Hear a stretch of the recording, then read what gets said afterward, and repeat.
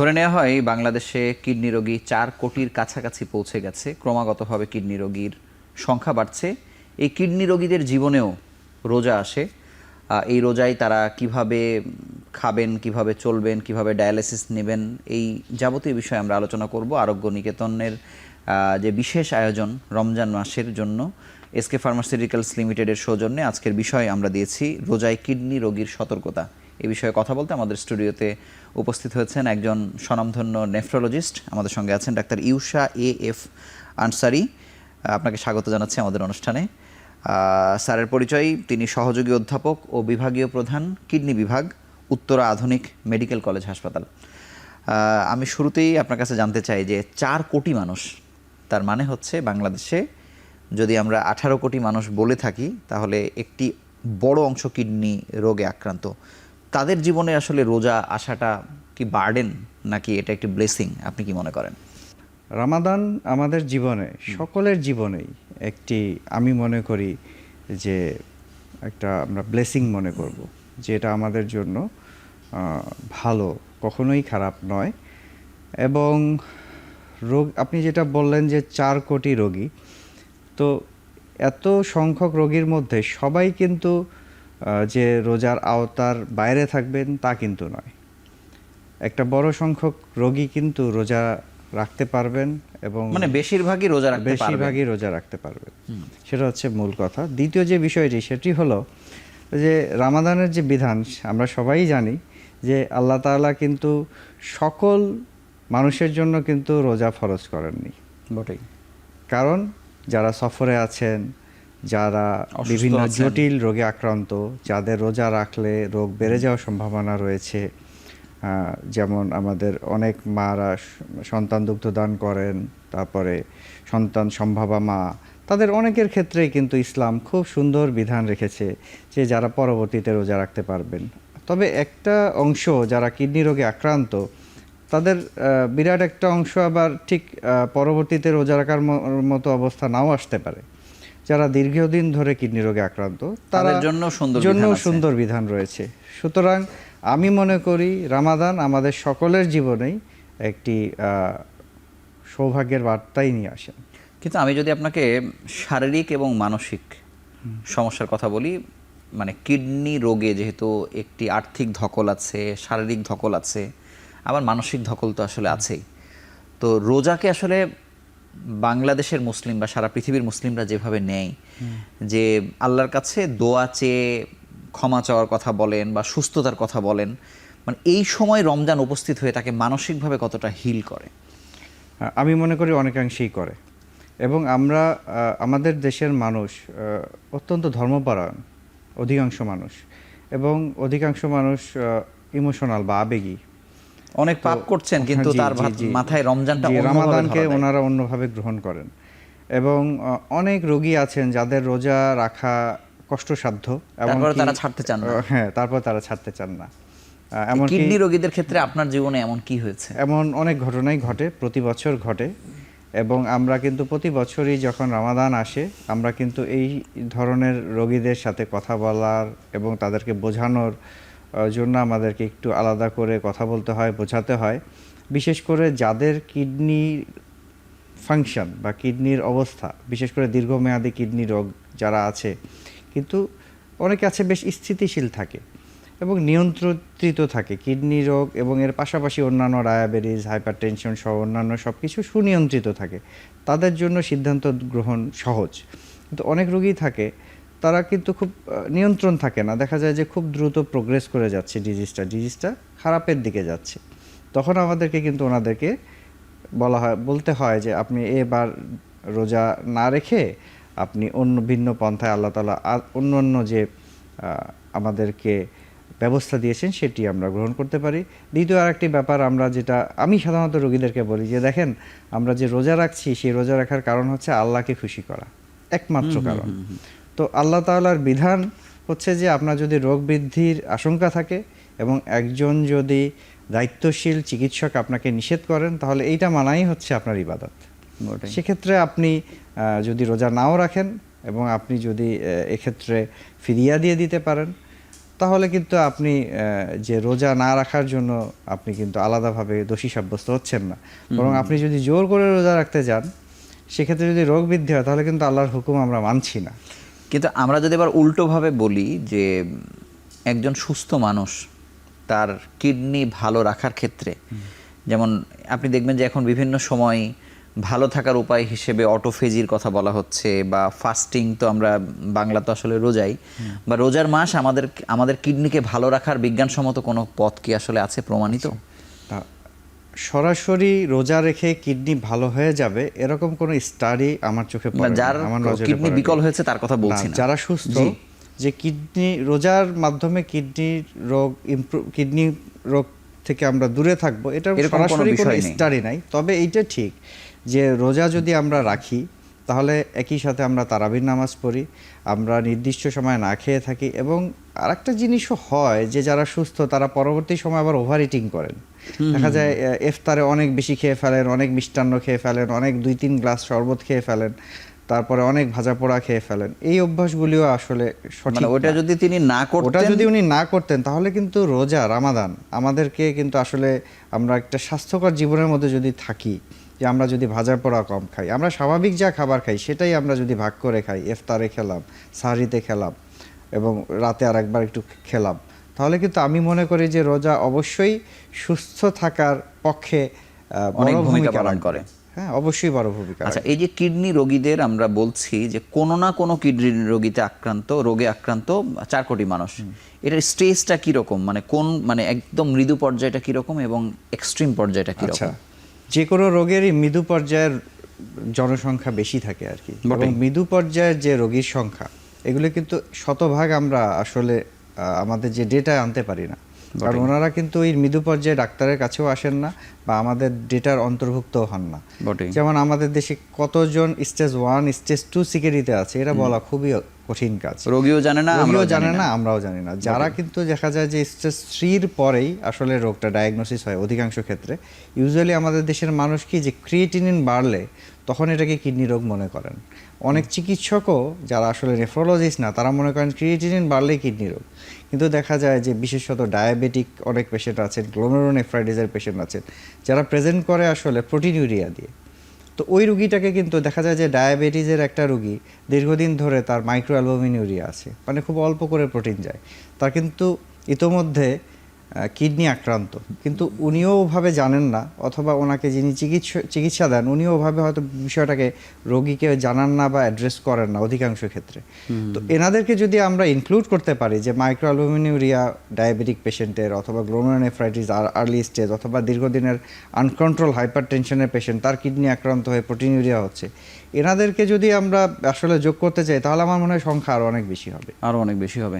কিন্তু আমি জানতে চাচ্ছি যে এই যে আপনি 3rd স্টেজ বললেন, মানে ওই অবস্থা থেকে মানে কোন অবস্থায় একটি রোগীর আসলে আর রোজা রাখার অবস্থা আসলে নেই, তারা কারা? আসলে আমি খুব সঠিক সুন্দর কোনো গাইডলাইন নাই, তবে আমরা বেশ কিছু স্টাডি দেখেছি, বেশ কিছু আর্টিকেল দেখেছি, এগুলিতে যেটা দেখা গেছে যে অধিকাংশ ক্ষেত্রেই যেটা বলা হয় যে স্টেজ 4 সিকেডি পর্যন্ত যাদের মোটামুটি স্টেবল রেনাল ফাংশন রয়েছে তারা নির্দ্বিধায় রোজা রাখতে পারবে।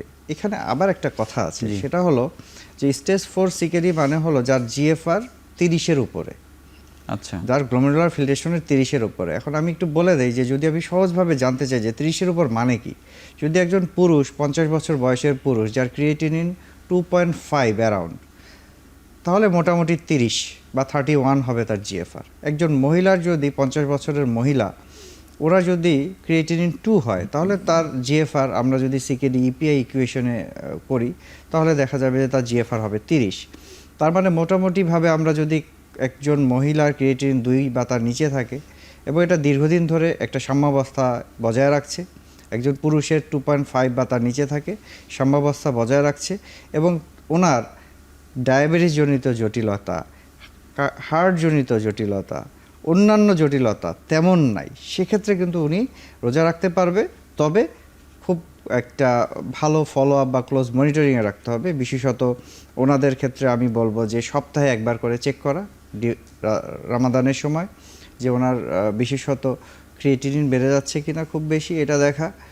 আর তার চেয়েও বেশি গুরুত্বপূর্ণ হলো যে পটাশিয়াম, ফসফেট এগুলি একটু পরিবর্তন হয়ে যেতে পারে, সেগুলি দেখা। আর একটা বিষয় হচ্ছে যে তারা যেন ডিহাইড্রেটেড না থাকে। তবে এবারে আমাদের দেশে যে সময় রামাদান, এই সময়টা আমি মনে করি যে রোজা রাখার জন্য খুব কঠিন না, কারণ দিনের ব্যাপ্তিটাও কম এবং অত বেশি তাপমাত্রাও বেশি না। এবং এখন থেকে আগামী কয়েক বছর শীতকালেই প্রায় রোজা চলে আসবে, এবং এই ধরনের রোগীরা একটু যদি ফলো আপে থাকেন রোজা রাখতে পারবেন বলে আমি আশা করি। কিন্তু একেবারে রাখতে পারবেন না তারা কারা সেই গ্রুপটা? একেবারে রাখতে পারবেন না, প্রথমত হচ্ছে যে যারা একিআই, অ্যাকিউট কিডনি ইনজুরিতে ওই সময় আক্রান্ত, ক্রনিক না, দীর্ঘমেয়াদী না, আকস্মিকভাবে কিডনি বিকল, তারা রাখতে পারবেন না। তাদের কিডনির যে কার্যক্ষমতা এটা যখন স্টেবল হবে তখন রাখতে পারবেন। দ্বিতীয়ত হচ্ছে যারা ক্রনিক কিডনি ডিজিজের রোগী কিন্তু খুব দ্রুত এটা খারাপের দিকে যাচ্ছে, আমাদের কাছে অনেক রোগী আসে খুব আস্তে আস্তে খুব দ্রুতই খারাপের দিকে যায়, তো এই ধরনের রোগী যারা আনস্টেবল তারা রাখতে পারবেন না। এরপরে হচ্ছে যে ডায়াবেটিক পেশেন্ট, এবং ডায়াবেটিসের জন্য অনেক ওষুধ খেতে হয়, মাঝে মাঝে হাইপোগ্লাইসেমিয়া হয়, এবং ওনার যে হাইপোগ্লাইসেমিয়া হয় অথচ শর্করা কমে যায়, সেই ব্যাপারে ওনারা ততটা ওয়াকিবহাল থাকেন না, তাদের ক্ষেত্রে আসলে রোজা রাখা খুব দুরূহ হয়ে যাবে। যারা ডায়ালাইসিস পাচ্ছেন তাদের ব্যাপারে কি আসলে রোজা রাখার কোনো সুযোগ আসলে নেই? ডায়ালাইসিস যারা পাচ্ছেন ওনারাও রোজা রাখতে পারেন। আমি বেশ কিছু স্টাডি দেখেছি, বেশ কিছু আমরা দেখেছি, তাতে যারা ডায়ালাইসিস করেন তারাও রোজা রাখতে পারবেন। তবে ডায়ালাইসিস যদি দিনের বেলা করেন, যেই সময়টা ডায়ালাইসিস চলে, ওই যেদিন ডায়ালাইসিস যদি দিনের বেলা করেন তাহলে ওই দিন রোজা রাখা তো যাবে না আসলে, কারণ অনেক রক্ত বাইরে চলে যাচ্ছে, সব কিছু মিলায় আসলে সম্ভব হবে না। কিন্তু ডায়ালাইসিস ফ্রি ডেতে উনি রোজা রাখতে পারেন। আর একটা বিষয় হচ্ছে যে যদি উনি, অনেকে আছেন যে রাতে ডায়ালাইসিস নেন, তারাও আমার মনে হয় যে সবগুলি রোজাই রাখতে পারেন। তবে যে জিনিসটা খেয়াল করতে হবে সেটা হলো যে আমরা সাধারণত ডায়ালাইসিসের রোগীদেরকে পানি কম খেতে বলি, তো সুতরাং তাদের ক্ষেত্রে ডিহাইড্রেশনের ঝুঁকি খুবই কম, এবং আমরা ডায়ালাইসিসের রোগীকে বরং ফ্লুইড ওভারলোড থেকে দূরে থাকতে বলি।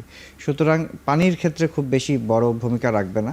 আর দীর্ঘমেয়াদী যারা ডায়ালাইসিস করেন, যে 6 মাস, 1 বছর বা আরও বেশি, তাদের ক্ষেত্রে যেটা হয় যে বরং প্রস্রাবের পরিমাণ এত বেশি কমে যায়, অনেক সময় একদম শূন্য হয়ে যায়, ফলে তাদের ক্ষেত্রে পানির প্রয়োজনীয়তা অনেক কম থাকে। সুতরাং একটা ভালো দিক থাকছে। আর একটা হলো যে ওনার নিউট্রিশনটা যেন মেনটেন হয়, যেহেতু সারাদিন খেতে পারছে না। অনেক ডায়ালাইসিস রোগী কিন্তু দেখা যায় যে বমি হয়, খাওয়ার রুচি থাকে না, যারা এডিকুয়েট ডায়ালাইসিস নিতে পারে না, অনেকে রক্তশূন্যতা থাকে, তো ওই গ্রুপটাকে আবার আমরা রোজা রাখতে দিতে পারবো না। যারা খুব ভালো আছেন, নিয়মিত ডায়ালাইসিস করেন, কোনো ইনফেকশন নাই, রক্ত স্বল্পতা অত বেশি নাই, আমরা যেটা আমাদের টার্গেট সেই রকম আছে, এবং যাদের কোনো ধরনের বমি বা ওই রকম সমস্যা নাই, তারা রোজা রাখতে পারবেন। আপনাকে অসংখ্য ধন্যবাদ। আমরা ছোট্ট একটি বিরতি নিয়ে আবার আলোচনায় ফিরছি। ধন্যবাদ।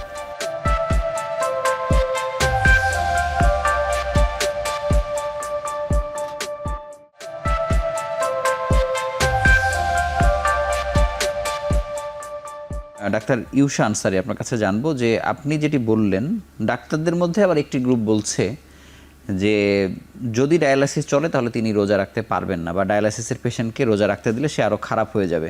কিন্তু এখানে বিজ্ঞানসম্মত মানে এভিডেন্সগুলো কোথা থেকে পেয়েছেন বা কোন ভিত্তিতে বলছেন? আমরা আসলে খুব বেশি, আমি একদম আমাদের এই আলোচনা শুরুতেই বলেছি যে একদম খুব পরিষ্কার কোনো গাইডলাইন কিন্তু নাই আমাদের এই যে কিডনি রোগীদের রোজা রাখার ব্যাপারে কোনো পরিষ্কার গাইডলাইন নাই। কিছু স্টাডি রয়েছে, আমি বেশ কিছু স্টাডি দেখেছি, সৌদি আরবিয়ার কিছু স্টাডি দেখেছি, তুরস্কের কিছু স্টাডি দেখেছি, পাকিস্তানের, মিশরের, ইরানের কিছু স্টাডিতে ওনারা বলেছেন যে একটা পেশেন্ট ডায়ালাইসিসের রোগী যদি সঠিক নিয়মে চলে, সব কিছু যদি স্টেবল থাকে, আমি যে পয়েন্টগুলি বললাম, তাহলে আমরা যদি একটু ক্লোজ মনিটরিং করি, বিশেষ করে পটাশিয়াম বেড়ে যাচ্ছে কিনা, ফসফেটের পরিবর্তন হচ্ছে কিনা, অ্যালবুমিনের পরিবর্তন হচ্ছে কিনা, হ্যাঁ, তো এই জায়গাগুলো যদি আমরা মেনটেন করি, পেশেন্টকে যদি আগের থেকে খুব সুন্দর করে চিকিৎসা করে ভালো রাখা যায়, তাহলে রোজায় খুব বেশি পরিবর্তন হয় না এরকম বেশ কিছু। কিন্তু যারা আসলে খুব সংখ্যায় অল্প কিন্তু বাড়িতে বসে যারা ডায়ালাইসিস নেন, তাদের জন্য কি আলাদা কোনো সুবিধা আছে? আচ্ছা, বাড়িতে বসে ডায়ালাইসিস নেওয়া মানে আপনি বোধহয়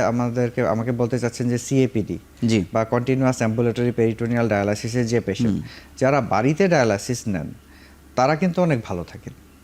মানে সিএপিডির রোগীরা কিন্তু হিমোডায়ালাইসিসের রোগীদের তুলনায় আমার মানে তাদের হ্যাসেল কম, এক নম্বর হ্যাসেল কম, খরচ একটু বেশি, খরচ বর্তমান বাজারে একটু বেশি, মানে বেশি। তো মানে কিন্তু ওনার যাতায়াত দিয়ে যে খরচ হয় সেটা তো আসলে এক হয়ে যায়। অনেক ক্ষেত্রে যদি খুব ভালো সেন্টারে নেয় যেখানে খরচ বেশি ডায়ালাইসিসের, অনেক জায়গায় আছে যে কিছু সেন্টারে একটা সেশন ডায়ালাইসিস 5,000 টাকা বা 5,500 টাকা, ওই ধরনের সেন্টারে যারা ডায়ালাইসিস নেন তাহলে তাদের তুলনায় কম্পেয়ারেবল।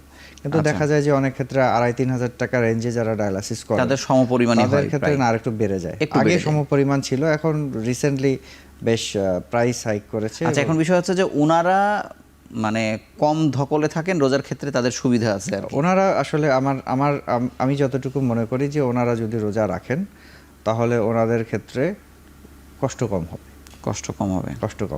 আচ্ছা, এমনিতেই কি আপনার সাধারণ মানুষের যে পানির চাহিদা জি আর একজন কিডনি রোগীর পানির চাহিদা, এখানে কতটুকু পার্থক্য, মানে ডিহাইড্রেশনের জায়গা থেকে যদি আমরা প্রশ্ন করি? আমি যেটা বলছি যে প্রথমত যে যারা ডায়ালাইসিস করেন তাদের কিন্তু আমরা পানি কম খেতে বলি, কারণ হচ্ছে যে তাদের কিডনি কিন্তু ভালোভাবে ফাংশন করছে না, যে কারণে খুব বেশি ইউরিনই তৈরি হয় না। অনেক ক্ষেত্রে ইউরিন একদম বন্ধ হয়ে যায়, মানে আমরা এনিউরিয়া বলি মেডিকেলের ভাষায়, যে একদম প্রস্রাব বন্ধ হয়ে গেছে। তো সেক্ষেত্রে উনি যাই পানি খাবেন সেটা কিন্তু শরীরে জমা হবে, যেহেতু একটা সিস্টেম টোটালি কাজ করছে না, ইউরিন তৈরি হচ্ছে না। তো সেক্ষেত্রে ওনার ডিহাইড্রেশনের চান্স তো কমই থাকবে, কারণ ওনার তো আসলে নর্মাল যে একটা বড় অংশ যে প্রস্রাব তৈরি হয় সেটাই হচ্ছে না। এবং সেক্ষেত্রে কিন্তু আমরা অনেক সময় অনেক ডায়ালাইসিস রোগীকে বলি যে আপনি সারাদিনে 500 ml পানি খাবেন। আচ্ছা, আবার দেখা যায় যে এটা আসলে ডিপেন্ড করে যে যারা নন ডায়ালাইসিস পেশেন্ট সেই গ্রুপের মধ্যে আসলে ডিপেন্ড করে যে ওনার আসলে ইউরিন প্রোডাকশন কেমন হচ্ছে, ওনার হাইড্রেশন স্ট্যাটাসটা কেমন। এক গ্রুপের রুগী দেখা যাবে যে ওভারলোডেড, অনেক বেশি শরীর ফুলে আছে পানিতে, তাকে তো আমি কম পানি খেতে বলবো। কেউ আছে যে স্বাভাবিক সব কিছু মিলায় উনি ভালো আছেন, তাকে হয়তো আমরা ওইভাবে খেতে বলি। যারা একটু ডিহাইড্রেটেড থাকেন বা কোনো কারণে ডিহাইড্রেশন হয়েছে, পানি শূন্যতা হয়েছে, তাকে বেশি খেতে বলবো। এটা আসলে খুব ইন্ডিভিজুয়ালাইজড, একদম স্পেসিফিক একটা রোগীর জন্য একটা। সেক্ষেত্রে কিডনি রোগীরা কি আপনাদের কাছে আসে জানতে চায় রমজানের আগে? হ্যাঁ, আমরা কিন্তু প্রত্যেকটা রোগীকে, আমি আমার ব্যক্তিগত প্র্যাকটিসে কিডনির যাদের কম কাজ করেন, যারা রোজা রাখতে চান, এবং সকল ডায়াবেটিসের রোগী, কিডনি রোগ থাকুক অথবা না থাকুক, সকলকে রোজার 1 সপ্তাহ আগে আমি আসতে বলি। 1 থেকে 2 সপ্তাহ আগে আমার সাথে দেখা করতে বলেছি। যাদের মোটামুটি ভালো থাকে না, যারা আসলে খুব ভালো অবস্থায় নাই, রোজা রাখতে চান, তাদেরকে কিন্তু আরো আগে থেকে আমরা প্ল্যান করে তাকে একটু তৈরি করার চেষ্টা করি যে ওনার ডায়াবেটিসটা যেন খুব ভালো থাকে। কিন্তু যত রোগের কিডনি বিকল হয়েছে তারা কি সবাই ডায়াবেটিক পেশেন্ট? না, প্রায় 50%। প্রায় 50%, এবং এটা অনেক বড় নাম্বার। আচ্ছা, আরেকটি বিষয় হচ্ছে যে এই মানুষের মধ্যে আপনি দেখবেন যে রমজান মাসে প্রচুর পানি খাবার প্রবণতা থাকে, সেটি আপনি গ্রীষ্মকাল হলে তো অনেক বেশি, শীতকালেও। এই যে অতিরিক্ত পানি খাওয়া, এটি কি আসলেও আদৌ তাকে রমজানের সারা দিনের সময়ে কি কোনো প্রশান্তি দেয়, নাকি এটি আসলে ভুল চিন্তা মানুষের? আচ্ছা, আমার কাছে মনে হয় যে খুব, যেমন ধরেন যে অনেক সময় আমরা দেখতাম যে সাহারিতে একেবারে যে 1-1.5 লিটার পানি খেয়ে ফেলতো। আমার কাছে এটা স্বাস্থ্যকর কোনো প্র্যাকটিস মনে হয় না, এটা জরুরি না। আমরা যেটা বলি যে একটা সুস্থ স্বাভাবিক মানুষের জন্য 24 ঘন্টায় 8 থেকে 12 গ্লাস পানি যথেষ্ট, যদি না পানি শূন্যতার কোনো কারণ ঘটে, যে অতিরিক্ত ঘাম, বমি, ডায়রিয়া এরকম কিছু যদি না। কিভাবে ভাগ করবে সে সাহারিতে, ইফতারে, রাতে? এটা ধরেন যে 12 গ্লাস পানি সে ইফতার থেকে ইফতারের পরে সে 2-3 গ্লাস খেলো, হয়তো রাতে তারাবির নামাজ এবং পরবর্তী সময় 2-3 গ্লাস খেলো, সাহারিতে আশেপাশে সময় 2 গ্লাস খেলো, তাহলে কিন্তু 8 থেকে 12 গ্লাস হয়ে যায়। এর চেয়ে বেশি পানি 24 ঘন্টায় প্রয়োজন পড়ে না। আচ্ছা, আমি ট্রান্সপ্লান্টের পেশেন্টদের ব্যাপারে জানতে চাই যে ট্রান্সপ্লান্টের কোন পর্যায়ে থাকলে, আগের পর্যায়ে বা পরের পর্যায়ে, রোজা রাখতে পারবে না? আচ্ছা, একটা হচ্ছে যে ট্রান্সপ্লান্ট হয়ে গেছে এরকম রোগী, তো যে একটা রোগী যখন ট্রান্সপ্লান্ট হয়ে যায়, ট্রান্সপ্লান্ট হয়ে যাওয়ার পর প্রথম 6 মাসকে আমরা খুব একটা ক্রিটিক্যাল ফেজ বলি, এবং যত অল্প সময়, ধরেন ট্রান্সপ্লান্টের প্রথম 1 সপ্তাহ, তারপরে 1 মাস, তারপরে 3 মাস, তারপরে 6 মাস, তো একটা রোগীর এর মধ্যে অনেকগুলি কাজ করতে হয়। প্রথমত এনার কিন্তু এই নতুন কিডনিটা শরীরে অ্যাডজাস্টমেন্টের একটা ব্যাপার থাকে, অনেক ধরনের ওষুধ চলে, সেই ওষুধগুলির ডোজ অ্যাডজাস্টমেন্টের বিষয় থাকে। আমরা ইমিউনোসাপ্রেসেন্ট ইউজ করি, স্টেরয়েড শুরুর দিকে অনেক বেশি ডোজে ইউজ করি, এটা আস্তে আস্তে কমিয়ে আনি। তারপরে আরও কিছু ওষুধ আমরা একদম ব্লাডের লেভেল দেখে অ্যাডজাস্ট করি আর কি, সাথে কিডনি ফাংশন দেখা হয় এবং অন্যান্য যে জটিলতা সেগুলি দেখা হয়। তো এগুলি মোটামুটি প্রথম 6 মাসে আমরা কাউকে রোজা রাখতে বলবো না। অন্তত 6 মাস স্টেবল যদি থাকে, এবং কিছু কিছু স্টাডিতে বলেছে 1 বছর, যে পোস্ট ট্রান্সপ্লান্ট 1 ইয়ার ভালো আছেন, সব কিছু সুন্দর আছে, ওনাদের ক্ষেত্রে রোজা রাখায় কোনো বাধা নাই আসলে। ওনারা একদম আরেকটা সুস্থ স্বাভাবিক মানুষের মতো রোজা রাখতে পারবেন, তবে অবশ্যই ওনার চিকিৎসকের পরামর্শ নেবেন। কিন্তু যে সকল মানুষের কিডনির অবস্থা খারাপ কিন্তু তিনি এখনো জানতে পারেননি বা চিকিৎসকের কাছেও আসেননি, তিনি না জেনেই যদি রোজা রাখতে যান, তিনি কি কোনো ঝামেলায় পড়তে পারেন? করতে পারেন। যেমন সেই রোগীরা কারা বা সেই মানুষগুলো কারা? সেই মানুষগুলো তো আসলে আমাদের কাছে জানেন না, কিন্তু তার পর্যবেক্ষণ কি, মানে কোন অবস্থায় আসলে সে ঝুঁকিতে পড়তে পারে? সেই রোগীরা ঝুঁকিতে যেটা পড়তে পারে সেটা হলো যে প্রথমত তার কিডনি রোগের কারণটাই তো উনি জানেন না। সে এমন হতে পারে যে সে খুবই ডায়াবেটিক পেশেন্ট, তার ডায়াবেটিসের হয়তো খুবই আনকন্ট্রোল ডায়াবেটিস, সে হয়তো হাইপারটেনসিভ পেশেন্ট, তার হাইপার টেনশনটাও কন্ট্রোলে নাই, যেগুলি যে কোনো সময় তো খুব বেশি অ্যাকিউট এমার্জেন্সি তৈরি করতে পারে। এটা একটা বিষয়। আর যদি আমি শুধু কিডনির কারণে কথা বলি, সেটা হলো যে যেহেতু উনি জানেন না, উনি দেখা যাচ্ছে যে প্রচুর ফল খাচ্ছেন। দেখা গেলো যে আমরা রোজার মাসে অনেক বেশি খেজুর খাই, অনেক বেশি ফল খাই, ফলের রস খাই, তো সাধারণত দেখা যায় যে অধিকাংশ কিডনি রোগীর হাইপার ক্যালেমিয়া বা অতিরিক্ত পটাশিয়াম বেড়ে যাওয়ার ঝুঁকি থাকে। তো ওনার ক্ষেত্রে তো এই ঝুঁকি বহুমাত্রায় বেড়ে যাবে। এবং হাইপার ক্যালেমিয়া কিন্তু আমাদের হার্টের রিদম বন্ধ করে দিতে পারে, এমনকি একটা কার্ডিয়াক মানে অ্যারেস্টের মতো হয়ে যেতে পারে, যে হার্ট বন্ধ হয়ে গেল, এরকম একটা যে একদম মৃত্যু ঝুঁকিও হয়ে যেতে পারে। তারপরে হচ্ছে যে হয়তো দেখা গেল যে ওনার একটা অ্যাসিডোসিস ডেভেলপ করে গেল, যে শ্বাসকষ্ট তৈরি হচ্ছে। অনেক বেশি ফসফেট বেড়ে যাওয়ার ঝুঁকি থাকে, কারণ আমরা রোজার সময় যে খাবারগুলি খাই অনেক বেশি ডাল জাতীয় খাবার। আমরা কিন্তু আমি সাধারণত কিডনি রোগীকে ডাল খেতে নিষেধ করি না, স্বাভাবিক ডাল আমরা অল্প খাই যেটা, কিন্তু দেখা যায় যে অনেক বেশি ডাল জাতীয় খাবার খাচ্ছি, অনেক বেশি দুগ্ধ জাতীয় খাবার খাচ্ছি, যেটা হয়তো সারা বছর খাই না আমরা এই সময়। হ্যাঁ, অনেক দই খাচ্ছি, লাচ্ছি খাচ্ছি, অনেক কিছুই খাই আর কি। তো যদি না জানা থাকে তাহলে হাইপার ফসফেটেমিয়ার রিস্ক বা বেশি ফসফেট বেড়ে যাওয়ার রিস্ক থাকে। তো সবচেয়ে বেশি আমি যেটা ভয় পাই সেটা হলো যে হাইপার ক্যালেমিয়ার রিস্ক, অর্থাৎ পটাশিয়াম বেড়ে যাওয়ার রিস্ক অনেক বেড়ে যাবে যদি একটা রোগী, সে কিডনি রোগী, দীর্ঘদিন ধরে কিডনি রোগে আক্রান্ত, হয়তো খারাপ অবস্থায় আছে কিন্তু জানেন না। আপনারা যত গাইডলাইনই দেন, সব রোগীরা তো আর আপনাদের কাছে আসে না, বা আপনারাও এই তথ্যটি পৌঁছাতে পারেন না। প্রতি বছর রমজানের পরে কোন ধরনের চ্যালেঞ্জ বাড়ে এই রোগীগুলোকে নিয়ে? আচ্ছা, কি দেখেন, মানে এক্সাম্পল আকারে বলতে পারেন? আমি বিগত 2 বছর ধরে আমি আমার বেশ কিছু রোগীর, আমি একটা গবেষণার অংশ হিসাবে, আমি এটা শেষ করতে পারিনি এখনো, আমি একটু লম্বা সময় ধরে একটা কাজ করছি। সেটা হচ্ছে, এটা আমি একদম ব্যক্তিগতভাবে করছি একটা গবেষণার অংশ হিসাবে, যে রমজানের আগে কিডনি ফাংশন কেমন থাকে এবং রমজানের পরে কেমন থাকে, ইমিডিয়েট পরে, এবং তার 3 মাস পরে কেমন থাকে। আচ্ছা, এটা আমি একটা গবেষণা করছি আর কি। এটার এখনই প্রাথমিক ফলাফলে আমার যেটা মনে হয়েছে সেটা হলো, এবং এই গবেষণা করতে গিয়ে আমি যেটা করেছি, আমি কিছু স্বাভাবিক মানুষ, সুস্থ মানুষ যার কিডনি রোগ নেই তাদেরকেও নিয়েছি। আচ্ছা, নিয়েও আমি একটু দেখার চেষ্টা করেছি। তো আমি যেটা দেখেছি সেটা হচ্ছে যে সিকেডি স্টেজ 3 গ্রুপটাই বেশি নেওয়া হয়েছে এখানে, আর স্টেজ 4 যারা খুব বেশি ইচ্ছা পোষণ করেছে তাদেরকে ইনক্লুড করা হয়েছে। তাতে যেটা দেখা গেছে যে রোজার পরবর্তী সময় ক্রিয়েটিনিন কিছুটা বেড়ে যায়, মানে ঠিক রোজা 1 মাস রোজা রাখার পর যখন আসলো, 1 সপ্তাহের মধ্যে আমি সাধারণত আসতে বলি, এই ভিজিটে দেখা যায় যে ক্রিয়েটিনিন বেড়ে যায়। এবং পরবর্তী 3 মাস পরের ভিজিটে, এর মধ্যে হয়তো আরও 1-2টা ভিজিট দেয়, আমি 3 মাস পরেরটা আসলে কাউন্ট করছি, তো দেখা যায় যে অধিকাংশ রোগীর ক্ষেত্রেই প্রি রামাদান বা রামাদানের আগে যেমন ছিল সেই জায়গাটা আবার পৌঁছে যায়। ও আচ্ছা, মানে মাঝখানে একটা এলোমেলো সময় যায়, মাঝখানে একটু বেড়ে যায়। এবং আমি আমার যে সুস্থ মানুষদের ক্ষেত্রেও নিয়েছি, তাদের ক্ষেত্রেও একটা অংশের কিন্তু একটু বাড়া দেখেছি, যে রোজার পরে ক্রিয়েটিনিন সামান্য বাড়ে, ওইটাও নর্মাল রেঞ্জের মধ্যেই হয়তো একটু বাড়ছে, আবার 3 মাস পরে দেখেছি যে একটু কমে যাচ্ছে। আমি এইটা কোনো গবেষণার ফলাফল হিসাবে বললাম না। না ঠিক আছে, কারণ কিন্তু এটা কিন্তু আপনি কারণগুলোকে কি ফাইন্ডিংস? আচ্ছা, আমার কাছে যেটা মনে হয়েছে সেটা হলো যে একটা সার্টেন পিরিয়ডের ডিহাইড্রেশন কিন্তু হয়।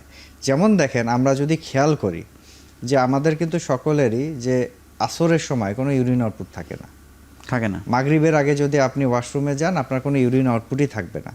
আমি যদি একেআই বা অ্যাকিউট কিডনি ইনজুরির ডেফিনেশনে ফেলতে চাই, এই 6 ঘন্টার মধ্যে যে পরিমাণ ইউরিন আউটপুট হয়, এটা কিন্তু শুধু এই 6 ঘন্টার হিসাব যদি আমি করি, তাহলে এটা কিন্তু একটা অ্যাকিউট কিডনি ইনজুরির মতো আমি ডেফিনেশনে ফেলে দিতে পারি যে একটা আচ্ছা। সার্টেন টাইমে কিন্তু তার কিডনি একেবারেই কাজ করা বন্ধ করে দিয়েছে, মানে ইউরিন প্রোডাকশন বন্ধ করছে, কাজ করছে, সে কাজ করে কি করছে, যা ফিল্ট্রেশন হচ্ছে সব সে রিঅ্যাবজর্পশন করছে, আচ্ছা। সে কিন্তু প্রস্রাব তৈরি করছে না। পরে আবার দেখা যায় যে এটা ইমিডিয়েট আপনার ইফতারির পরে কিন্তু আবার খুব দ্রুত রিকভারি করে ফেলে। এই কারণে সমস্যাটা সেভাবে এই কারণে হয় না। সমস্যাটা কিন্তু কিন্তু সেভাবে প্রতিদিন যেহেতু এই ঘটনা ঘটছে, প্রতিদিনই কিন্তু এই ঘটনা ঘটছে। এটির রেশ 3 মাস পর্যন্ত এটা যায়। রেশ হয়তো আমার কাছে মনে হয়েছে যে থেকে যেতে পারে, এটা কিন্তু আমি গবেষণা না, শেষ বুঝেছি, না করলে আমি বুঝেছি। কমপ্লিট করতে পারবো না। This is one. আরেকটা আমি হলো ছোট্ট একটি বিরতি নিয়ে আলোচনায় ফিরে এসে আবারও আপনার বাকি কথাগুলো শুনছি।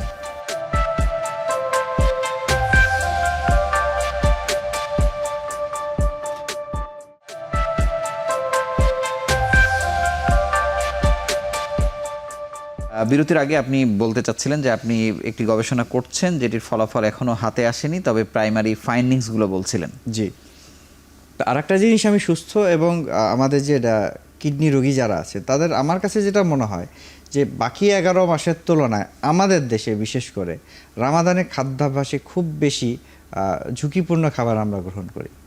এটা কিন্তু আমরা সবাই কম বেশি করি, সবাই করি। হ্যাঁ, ইফতারে করি, সাহারিতে করি, বিভিন্ন সময় করি, সারা রাতেই অনেক সময় দেখা যায় যে। এবং আরেকটা জিনিস দেখা যায় যে আমার আরেকটা অবজারভেশন মনে হয় যে বিশেষ করে ডায়াবেটিক রোগীরা রামাদান আসলে যেহেতু সারাদিন খাইনি, একটু খেয়ে ফেলাম, 2টা খেজুর খেলাম, একটু স্যার একটু 1 গ্লাস শরবত খেয়েছি স্যার, খাই, রোজার মাস তো একটা জিলাপি না খেলে কেমন হয়, কেমন হয়। তো এই যে ব্যাপারগুলি কাজ করে আর কি রোগীদের সামনেই থাকে, সবাই হ্যাঁ, খাচ্ছে, বিরত থাকাটা কঠিন। আবার হয়তো পাশের জন্য বলে আচ্ছা একটু খাও, সারাদিন তো খাওনি। তো এই যে একটা ছন্দপতন, সেই ছন্দপতনের একটা কারণে এটা হতে পারে। আচ্ছা, আরেকটি বিষয় হচ্ছে যে এই যে চোখের সামনে যে মুখরোচক খাবার বা নানা কিছু, মানে কিডনি রোগীকে সবসময় কোন বিষয়টি সতর্ক থাকতে হবে বা কোনগুলো আসলে খাওয়া যাবে না? আচ্ছা, আমি কিডনি রোগীকে খুব স্পেসিফিক কয়েকটা জিনিস নিষেধ করি। যেমন হচ্ছে যে ওষুধ খাওয়ার ক্ষেত্রে সবার আগে আমি যেটা বলি যে ওষুধ খাওয়ার ক্ষেত্রে খুব সাবধান হতে হবে অ্যাজ এ হোল, যে ব্যথার ওষুধ, অ্যান্টিবায়োটিক যত্রতত্র খাওয়া যাবে না। যে একবার ডায়রিয়া হয়েছে, ফার্মেসি থেকে 2টা সিপ্রোফ্লক্সাসিন নিয়ে খেয়ে ফেললেন, অথবা আপনার একটু পায়ে ব্যথা হয়েছে, একটা ন্যাপ্রোক্সেন, একটা ডাইক্লোফেনাক, একটা কিটোরোলা খেয়ে ফেললেন, এগুলি একেবারেই সর্বাগ্রে নিষেধ। আর এরপরে খাবারের আরেকটি মধ্যে বলে দিতে পারেন যে বাসায় আগে থেকেই ব্যথার ওষুধ জমা করে না রাখা। না, এক্স্যাক্টলি ব্যথা হলে প্যারাসিটামল আপনি বাসায় খেতে পারেন, প্যারাসিটামল, মানে সরাসরি ব্যথার ওষুধ না। আপনার ডায়রিয়া হয়েছে, আপনি একটু ওটস স্যালাইন খেতে পারেন। যাদের ডায়াবেটিস আছে ভালো হয় রাইস স্যালাইন খেতে পারেন। এই পর্যন্ত অ্যান্টিবায়োটিক অবশ্যই চিকিৎসকের পরামর্শ অনুযায়ী।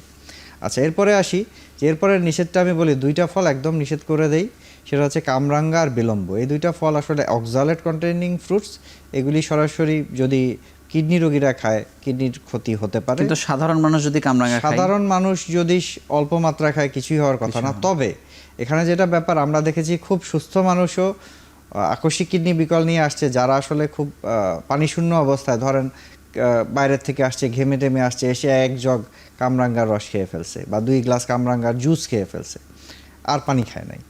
এনাদের ক্ষেত্রে আসলে একটা আকস্মিক কিডনি বিকল হওয়ার ঝুঁকি থাকে। মানে এই কামরাঙ্গার জুসে কি আছে? এর মধ্যে অক্সালেট আছে, এগুলো কি যে রেনাল টিউবিউল, সূক্ষ্ম নালীগুলো ব্লক করে দেয়।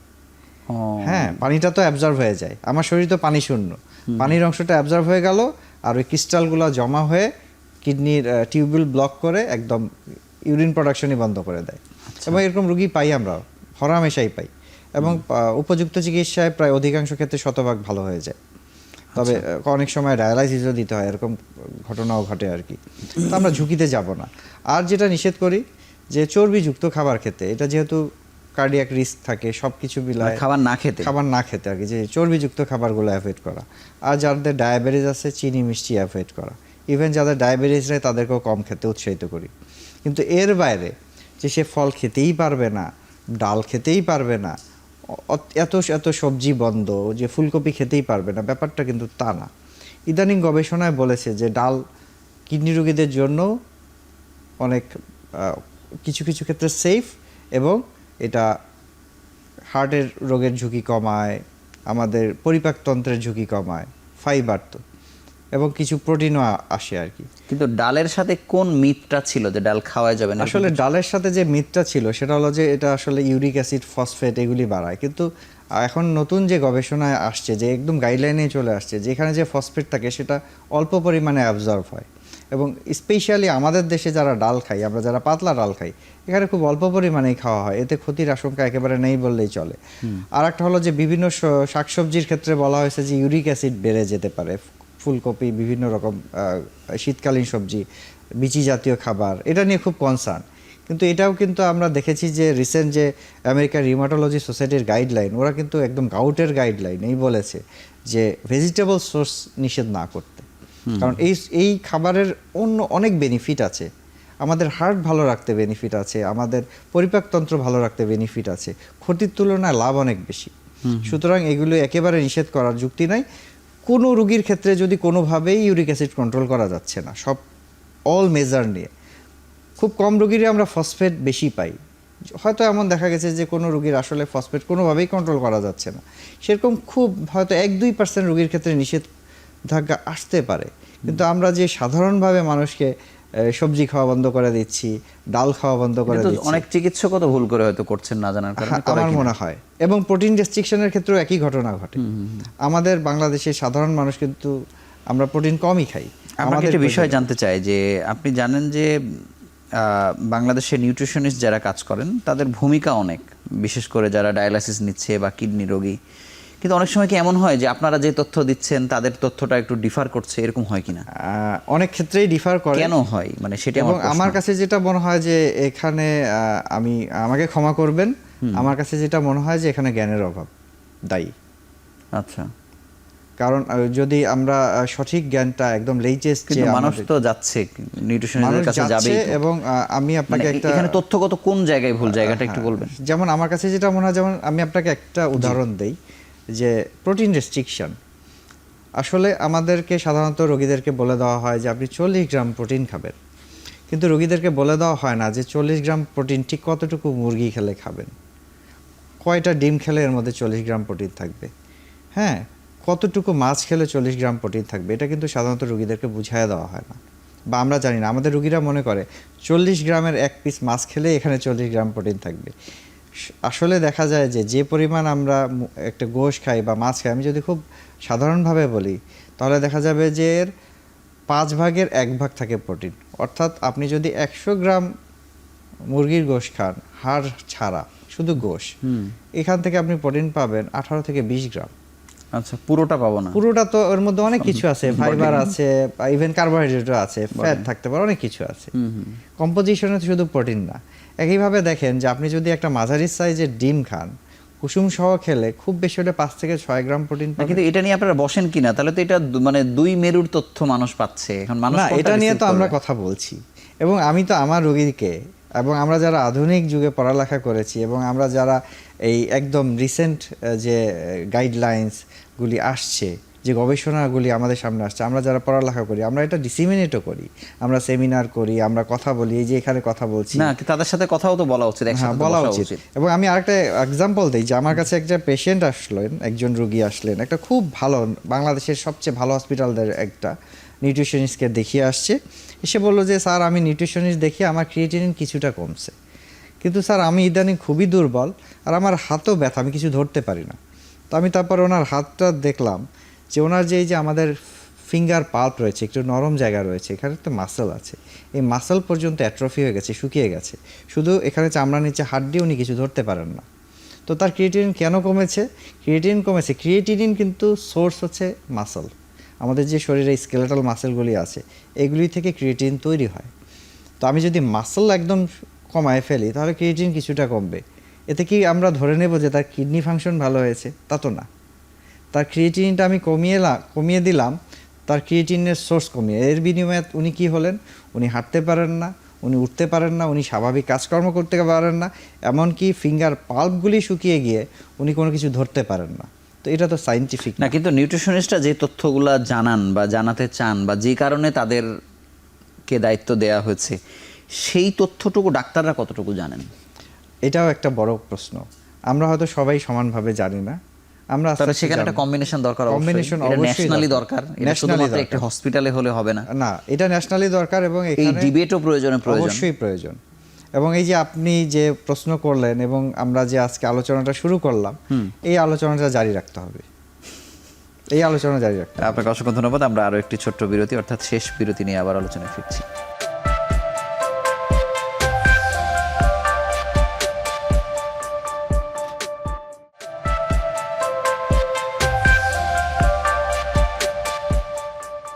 ডাক্তার ইউসা আনসারী, আপনার কাছে একটু রমজানের বাইরে একটু জানতে চাই যে আমাদের দেশে এত যে কিডনি রোগী বাড়ছে, মানে আমরা কোন জায়গায় ফেল করছি আসলে, কেন পারছি না কমাতে? আচ্ছা, এটা তো খুব কঠিন একটা মানে প্রশ্ন। আমাদের কি আসলে ওষুধের দোকানগুলোই সব থেকে সর্বনাশ করছে, নাকি চিকিৎসকের কাছে আমরা যাচ্ছি না সে কারণে, নাকি আমাদের খাদ্যে অ্যাডাল্টারেশন, অনেকগুলো ফ্যাক্টর, আচ্ছা, কিন্তু আমাদের এখানে মূল অনেকগুলো চ্যালেঞ্জ ফ্যাক্টর আছে, তবে আমরা যেই জায়গাগুলোতে কাজ করতে পারি খুব স্পেসিফিক আমি কয়েকটা কথা বলি। প্রথম কথা হচ্ছে যে যারা আমাদের কাছ পর্যন্ত পৌঁছতে পারছে না তাদেরকে তো আমরা আসলে সেবার আওতায় আনতে পারবো না, কিন্তু যেই সকল রোগী আমাদের কাছে পৌঁছাচ্ছে, আমি বলতে চাচ্ছি যে সমগ্র ডাক্তার সমাজ, চিকিৎসক সমাজের কাছে পৌঁছাচ্ছে, সেই ধরনের রোগীর ক্ষেত্রে আমাদের কিছু দায়িত্ব আছে। আচ্ছা, প্রথম কথা হচ্ছে যে আমি এক এক করে বলি, যেমন ধরেন যে আমাদের কাছে যত রোগী আসে এবং তাদের উচ্চ রক্তচাপ রয়েছে, এই সকল রোগীকে কিডনি রোগের স্ক্রিনিংয়ের আওতায় আনতে হবে। আচ্ছা, আমার কাছে একটা মানে রোগী প্রথম আসছে, যেদিন আসবে তাকে যেদিন বলে আসবে দিতে হবে। সেদিনই তার একটা ইউরিন টেস্ট করে ফেলতে হবে যে তার ইউরিনে অ্যালবুমিন বা প্রোটিন। এমনও হয় যে হাইপারটেনশনের রোগী আসছেন কিন্তু তাকে কিডনির পরীক্ষার জন্য আমি বলা হয়নি। দেখেছি যে একজন হৃদরোগ বিশেষজ্ঞের কাছে গেছেন, উনি ইসিজি, ইকো, এমনকি ইটিটি করিয়েছেন, লিপিড প্রোফাইল করিয়েছেন, কিন্তু একটা Urine ইউরিন test আরি দেন করেন নাই। কিন্তু আসলে ওই রোগীটা ছিল গ্লোমেরুলোনেফ্রাইটিসের। ওই দিন ইউরিন আরি করে ইউরিনে প্রোটিন যাচ্ছে, অতটুকু সচেতনতা তো দরকার, এইটা অবশ্যই। দরকার। নাম্বার 1, সকল ডায়াবেটিক পেশেন্টকেও কিডনি রোগের স্ক্রিনিংয়ের আওতায় আনতে হবে। সেটাও জাস্ট একটা ইউরিনে তার মাইক্রো অ্যালবুমিন যাচ্ছে কিনা, একটা ইউরিনে। কারণ এই দুটোই তো সবথেকে বড় সোর্স সবচেয়ে কিডনি source বিকলের আর কি, দেখেন। উচ্চ রক্তচাপ আর হচ্ছে ডায়াবেটিস। তাহলে যারা আমার কাছে আসছে তাদের ক্ষেত্রে আমি তাহলে এই সচেতনতাটা যদি দেখাতে পারি, তাহলে আমি একটা বড় অংশকে স্ক্রিনিং করে। তাহলে বলি যে আপনারা যে এই সবগুলো ডিসিপ্লিনের তো সোসাইটি আছে, আছে। তারা কি আপনারা একসাথে বসেন না? না, আমরা কথা বলছি তো, আমরা বলছেন। সোসাইটির সাথে কথা বলছি, আমরা বিভিন্ন সেমিনার সিম্পোজিয়াম করছি, এই যে টেলিভিশনে কথা বলছি, আমরা বলছি। আচ্ছা, এরপরে দ্বিতীয় যে বিষয়টি আমি কথা বলবো, এটা আমি মনে করি এমনকি এরকমও আছে যে কিডনি রোগীরাও অন্য রোগের ক্ষেত্রে একটি তথ্য হয়তো বা এরকম একটি টেস্ট বাড়িয়ে দেয়া, এটিও করছেন না, এমনও হয় কিনা? হতে পারে, হতে পারে। তবে আমি মনে করি দায়িত্ব আমার বটে। বা আমার চিকিৎসক সমাজের। দ্বিতীয় যে জিনিসটা বলতে চাই, এটা একদম বন্ধ হয়ে যাওয়া উচিত, সেটা হচ্ছে খাতির করে টেলিফোনে চিকিৎসা দেয়া। আচ্ছা, বিশেষত যত্রতত্র অ্যান্টিবায়োটিক লেখা, অপ্রয়োজনীয় অ্যান্টিবায়োটিক লেখা এবং ব্যথার ওষুধ লেখা। আমাদের কাছে অনেক রোগী আসেন যে বিদেশে কি ব্যথার ওষুধ ওভার দ্য কাউন্টার নিতে পারে মানুষ? আমার জানা মতে পারেন না। মানে আমরা যেটাকে মানে ব্যথার আমরা ওষুধ বলি। অ্যান্টিবায়োটিককে যত ভয়ের কারণ হিসেবে দেখাই, আমরা ব্যথার ওষুধকে বাংলাদেশে দেখাই না, না, কিন্তু না। কিন্তু সেটি অনেক বড় ভয়ের কারণ। হ্যাঁ। কারণ কিডনি বিকল হলে তো আপনি ওই ব্যথার ওষুধ দিয়েই তো হচ্ছে। এবং এরপরে আমি আসব, যেটা তো আমি ডাক্তারদের দায় নিলাম, এরপরে আছে যে ওষুধের দোকানদার। এটা আরো বেশি ভয়াবহ, যে তারা আসলে এই যে বললাম যে যারা আমার কাছে দেখেন যে একটা ব্যবসায়িক মানসিকতা তৈরি হয়েছে যে আমি যদি অন্য ব্যবসা করি আমার লাভ কম, আর আমি যদি ওষুধের দোকান দিই চকচকে ঝকঝকে তকতকে, তাহলে আমার লাভ বেশি। এবং ওষুধের দোকানদাররা যেটা করে যে রোগীকে ওষুধ চাপিয়ে দেয়, হ্যাঁ, অপ্রয়োজনীয় ওষুধ, অনেক ওষুধ চাপিয়ে দেয়। এবং ওষুধের দোকানদারদের মধ্যে কেউ নিজেকে চিকিৎসক দাবি করছেন এবং এলাকায় আমি তো রিপোর্ট করতে গিয়ে জিজ্ঞেস করলাম, উনি বলেন আমি তো আমাকে ডাক্তার বলি না, এলাকার লোকে বলে। এক্স্যাক্টলি, তাই তো উনি ডাক্তার হয়েছে। এইভাবেই উনি বানিয়ে ফেলেছেন। এবং যেটা হয় যে রোগীকে ঔষধ চাপিয়ে দেন, চিকিৎসা চাপিয়ে দেন, এবং রোগীরা সেই ওষুধ চিকিৎসা নিতে থাকেন। কোনো প্রয়োজন ছাড়া ব্যথার ওষুধ খাচ্ছেন, অ্যান্টিবায়োটিক খাচ্ছেন, একাধিক অ্যান্টিবায়োটিক খাচ্ছেন, সামান্য চর্মরোগের কারণে একাধিক অ্যান্টিফাঙ্গাল একই সাথে খাচ্ছেন। বিভীষিকা আপনি যদি দেখেন। কিন্তু মানে চিকিৎসকদের ওপরেও কিন্তু এই অভিযোগ আছে, তারা অপ্রয়োজনীয় ওষুধ দেন। আমি সবার আগে দায় নিজের ঘাড়েই নিয়েছি। আচ্ছা, আমি একেবারে শেষ প্রশ্নে, আপনি যারা রোজা রাখতে পারবেন তারা অন্তত এক্সারসাইজের ক্ষেত্রে কতটুকু করবেন বা করা উচিত কিনা রমজানের সময়? এক্সারসাইজটা তো সবচেয়ে বেশি দরকার ডায়াবেটিক রোগীদের, যারা রোজা রাখবেন এবং একই সাথে তারাবির নামাজ পড়েন। আমি মনে করি না যে তাদের আলাদা করে এক্সারসাইজ করার দরকার আছে। আচ্ছা, আর কিডনি রোগীদের উদ্দেশ্যে সবশেষ আপনার কি বক্তব্য এই রমজানে? রামাদানে আমি মনে করি যে আমি আমার সকল রোগীকে বলবো, বাংলাদেশের সকল কিডনি রোগীকে বলবো যে আপনারা রামাদানকে ব্লেসিং হিসাবে নেন। চিকিৎসকের সাথে পরামর্শক্রমে আপনারা যদি রোজা রাখতে চিকিৎসক অনুপ্রাণিত করেন রোজা রাখবেন, যদি চিকিৎসক আপনাকে নিষেধ করেন আপনি সেটাও আমি মনে করি যে মেনে নেবেন, কারণ ইসলামে যে বিধান রয়েছে সেই বিধানের বাইরে আমরা কেউ না। আপনাকে অসংখ্য ধন্যবাদ এবং আমাদের অনুষ্ঠানে যোগ দেওয়ার জন্য আবার আন্তরিকভাবে অভিনন্দন জানিয়ে বিদায় আপনাকে, নিচ্ছি। এখন টিভিকে এবং সকল দর্শক শ্রোতাকে ধন্যবাদ। আসসালামু আলাইকুম। ধন্যবাদ। কিডনি যাদের বিকল হয়েছে বা হয়নি তারা অবশ্যই একটি সেনসিটিভ সময় পার করেন জীবনের।